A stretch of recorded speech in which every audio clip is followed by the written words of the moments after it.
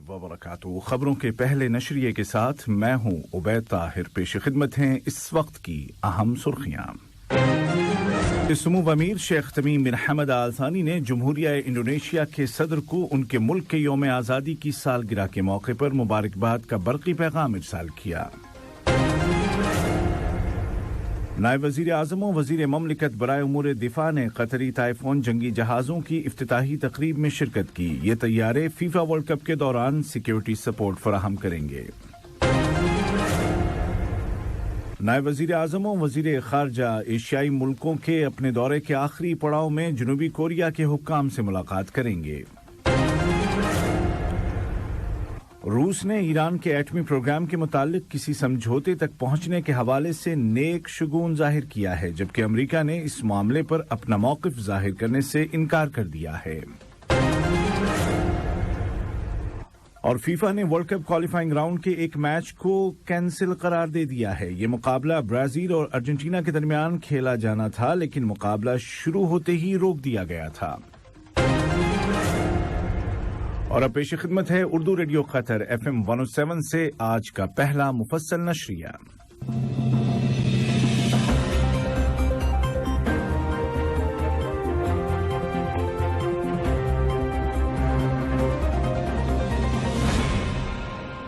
बिस्मिल्लाहिर्रहमानिर्रहीम। साहिब सुमू अमीर शेख तमीम बिन हमद आल थानी ने जमहूरिया इंडोनेशिया के सदर जनाब जोको विदोदो को उनके मुल्क के यौम आज़ादी की सालगिरह पर मुबारकबाद का बरक़ी पैगाम इरसाल किया। नायब अमीर शेख अब्दुल्ला बिन हमद आल थानी ने भी इसी मुनासिबत से इंडोनेशिया के सदर को तहनियती तार रवाना किया। वज़ीर आज़म व वज़ीर दाखिला शेख खालिद बिन खलीफा बिन अब्दुल अज़ीज़ आल थानी ने जमहूरिया इंडोनेशिया के सदर को उनके मुल्क के यौम आज़ादी के मौके पर मुबारकबाद का बरक़ी तार इरसाल किया। नायब वज़ीर आज़म व वज़ीर ममलिकत बराए उमूर दिफा डॉक्टर खालिद बिन मोहम्मद अल अतिया और बरतानवी वज़ीर दिफा जनाब बिन वालस ने कतरी ताइफून जंगी तैयारों की इफ्तिताही तकरीब में शिरकत की। ये तकरीब इंग्लैंड के वॉल्टन एयरबेस में मुनाकिद की गई। नायब वज़ीर आज़म व वज़ीर ममलिकत बराए उमूर दिफा ने कहा कि ये कदम वर्ल्ड कप कतर 2022 की सिक्योरिटी के हवाले से दोनों मुल्कों के दरमियान अहम फौजी ताउन को मुस्तहकम करने के ज़िम्न में उठाया गया है। नायब वज़ीर आज़म व वज़ीर ख़ारजा शेख मोहम्मद बिन अब्दुर्रहमान आल थानी एशियाई मुल्कों के अपने हालिया दौरे के आखिरी पड़ाव में जनूबी कोरिया के आला हुक्काम के साथ मुलाकात करेंगे। दौरे का मकसद दोहा और सियोल के दरमियान बढ़ते हुए ताल्लुकात को मुस्तहकम करना है। इससे कबल दौरे के तीसरे पड़ाव वियतनाम में नायब वज़ीर आज़म व वज़ीर ख़ारजा ने वियतनाम के वज़ीर आज़म जनाब फ़ाम मिन शेन और वज़ीर ख़ारजा जनाब बोय थान थोन के साथ अलग अलग मुलाकात की, जिसके दौरान सरमायाकारी, मईशत और ज़राअत के शोबों में कायम ताउन के ताल्लुकात को मजबूत करने के ज़राए के अलावा मुतअद्दिद इलाक़ाई और आलमी उमूर पर तबादला ख्याल किया गया।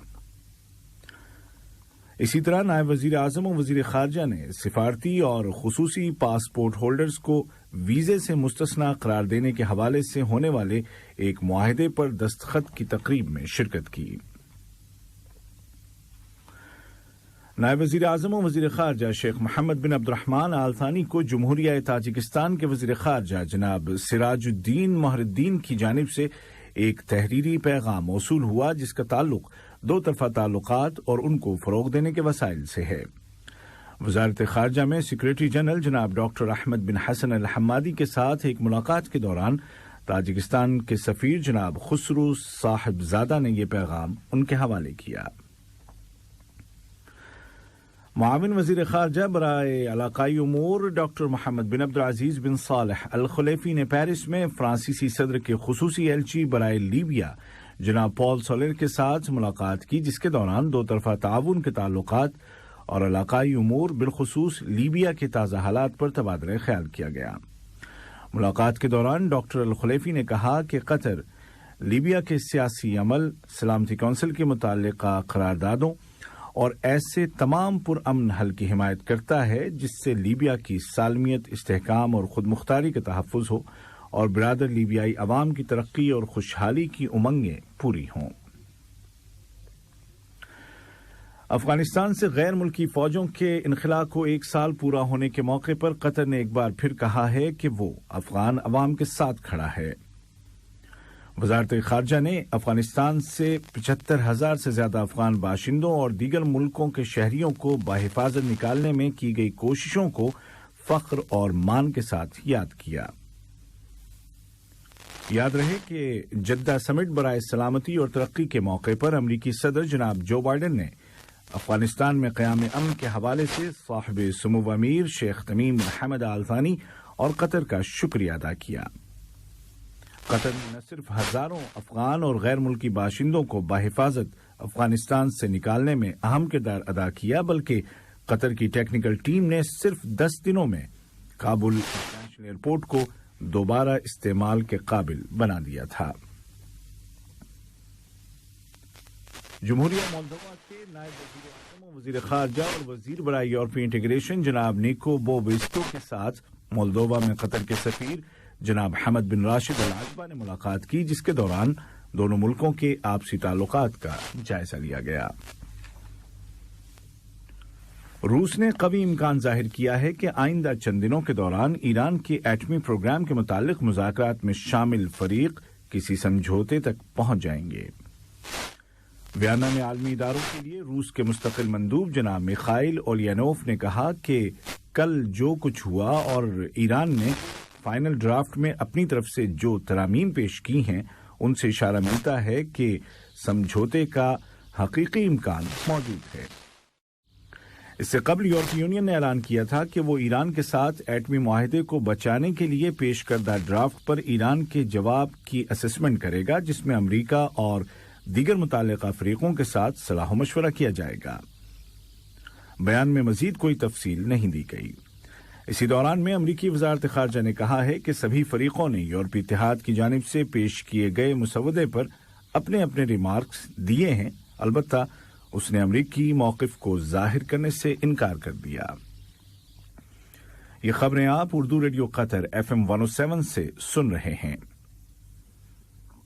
مقبوضہ فلسطینی سرزمین سے آنے والی تازہ خبروں کے مطابق اسرائیلی تحقیقات میں یہ حقیقت سامنے آئی ہے کہ غزہ پر حالیہ اسرائیلی حملے کے آخری دن جبالیہ نامی علاقے میں جو 5 فلسطینی بچے شہید ہوئے وہ قابض اسرائیلی فوج کی گولہ باری میں شہید ہوئے۔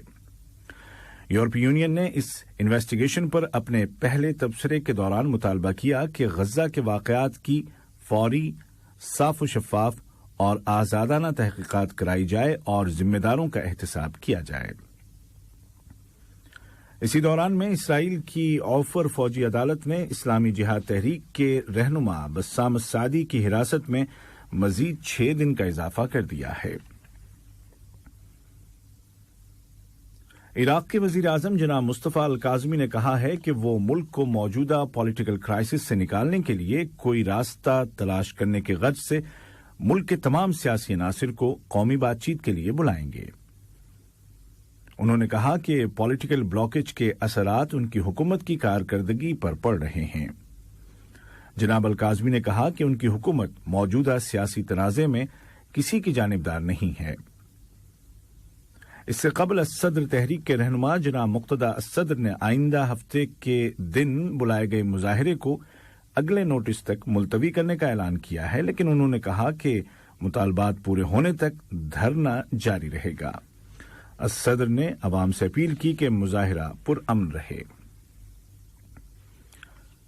یوکرین اور روس کے درمیان جاری جنگ کے حوالے سے تازہ اطلاعات یہ ہیں کہ جزیرہ نما القرم کے علاقے مائسکے میں سلسلہ وار دھماکے ہوئے ہیں۔ یہ علاقہ جانکوئت نامی شہر کے قریب واقع ہے۔ اسی طرح ریلوے کے جنریٹرز اور اسلحے کے ایک گودام اور روسی فوج کے ایک فوجی اڈے میں بھی دھماکے ہوئے ہیں۔ روس نے ان واقعات کو تخریبی کارروائیاں قرار دیا ہے۔ اسی دوران میں یوکرین کے ایٹمی توانائی کے ادارے نے کہا ہے کہ اس کی ویب سائٹ کو زبردست سائبر اٹیک کا سامنا ہے، البتہ اس کے آپریشنز متاثر نہیں ہوئے ہیں۔ ترکی کے صدر جناب رجب طیب ایردوان کل جمعرات کو یوکرین کے 1 دن کے دورے پر روانہ ہو رہے ہیں۔ ترک صدر کے دفتر سے جاری کردہ بیان کے مطابق صدر ایردوان یوکرین کے صدر جناب ولودیمیر زیلنسکی کے ساتھ ملاقات کریں گے۔ اسی طرح ایک سہ رکنی ملاقات بھی ایجنڈے میں شامل ہے جس میں اقوام متحدہ کے سیکریٹری جنرل جناب انتونیو گوتریش اور دونوں ملکوں کے صدور باہم بات چیت کریں گے۔ اور اب کچھ خبریں کھیل کی دنیا سے۔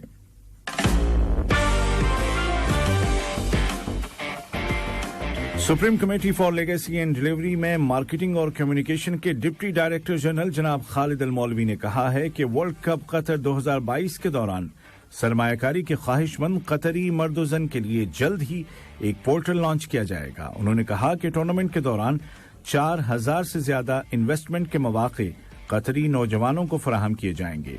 جناب خالد المولوی نے واضح کیا کہ ضروری نہیں کہ درخواست گزار کا کوئی پروجیکٹ آن دی گراؤنڈ موجود ہو، بلکہ وہ اپنا آئیڈیا یا انیشیٹو بھی پیش کر سکتا ہے۔ فیفا نے ورلڈ کپ 2022 کے کوالیفائنگ راؤنڈ کے ایک مقابلے کو منسوخ کرنے پر اتفاق کر لیا ہے۔ یہ مقابلہ ارجنٹینا اور برازیل کی ٹیموں کے درمیان ماہ ستمبر میں شروع ہوتے ہی برازیل کی ہیلتھ اتھارٹیز کی جانب سے یہ کہہ کر روک دیا گیا تھا کہ ارجنٹینا کی ٹیم کے کچھ کھلاڑیوں نے کووڈ پروٹوکول کی خلاف ورزی کی ہے۔ فیفا کا مطالبہ تھا کہ یہ میچ دوبارہ کرایا جائے، جبکہ دونوں ممالک اس کے لیے تیار نہیں تھے کیونکہ دونوں کے لیے یہ میچ یوز لیس تھا۔ ارجنٹینا اور برازیل دونوں نے میچ نہ کھیلنے کی وجہ سے عائد جرمانہ ادا کرنے کی حامی بھر لی ہے۔ اور پاکستان اور نیدرلینڈز کی کرکٹ ٹیموں کے درمیان او ڈی آئی سیریز کا پہلا میچ کل کھیلا گیا۔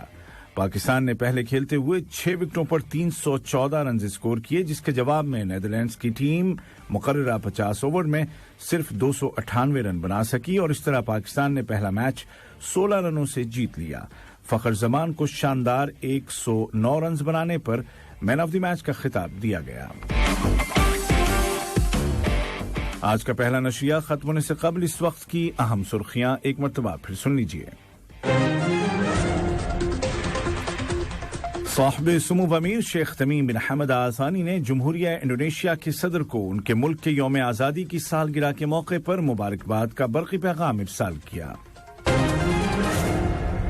نائب وزیر اعظم و وزیر مملکت برائے امور دفاع نے قطری طائفون جنگی جہازوں کی افتتاحی تقریب میں شرکت کی۔ یہ طیارے فیفا ورلڈ کپ کے دوران سیکیورٹی سپورٹ فراہم کریں گے۔ نائب وزیر اعظم و وزیر خارجہ ایشیائی ملکوں کے اپنے حالیہ دورے کے آخری پڑاؤ میں جنوبی کوریا کے حکام سے ملاقات کریں گے۔ روس نے ایران کے ایٹمی پروگرام کے متعلق کسی سمجھوتے تک پہنچنے کے حوالے سے نیک شگون ظاہر کیا ہے، جبکہ امریکہ نے اس معاملے پر اپنا موقف ظاہر کرنے سے انکار کر دیا ہے۔ فیفا نے ورلڈ کپ کوالیفائنگ راؤنڈ کے ایک میچ کو منسوخ قرار دے دیا ہے۔ یہ مقابلہ برازیل اور ارجنٹینا کے درمیان کھیلا جانا تھا، لیکن مقابلہ شروع ہوتے ہی روک دیا گیا تھا۔ اردو ریڈیو قطر FM 107 سے آج کا پہلا مفصل نشریہ اپنے اختتام کو پہنچا۔ عبید طاہر اور تکنیکی معاون ندیم انصاری اور محمد حسن سودانی کو اجازت دیجیے۔ خدا حافظ۔ السلام علیکم دوستو، میں ہوں شیخ نور۔ آپ دیکھ رہے تھے قطر نیوز ٹوڈے۔ مجھے امید ہے کہ یہ ویڈیو آپ کو انفارمیٹک لگی ہوگی۔ اسی طرح کے ویڈیو پاتے رہنے کے لیے نور ٹائم 24/7 یوٹیوب چینل کو سبسکرائب کیجیے اور اس ویڈیو کو لائک، کمنٹ اور شیئر ضرور کیجیے۔ اگر آپ فیس بک پر دیکھ رہے ہیں تو شیخ نور پیج کو لائک کیجیے اور فالو کیجیے تاکہ میں جیسے ویڈیو اپلوڈ کروں آپ تک پہنچ جائے۔ شکریہ۔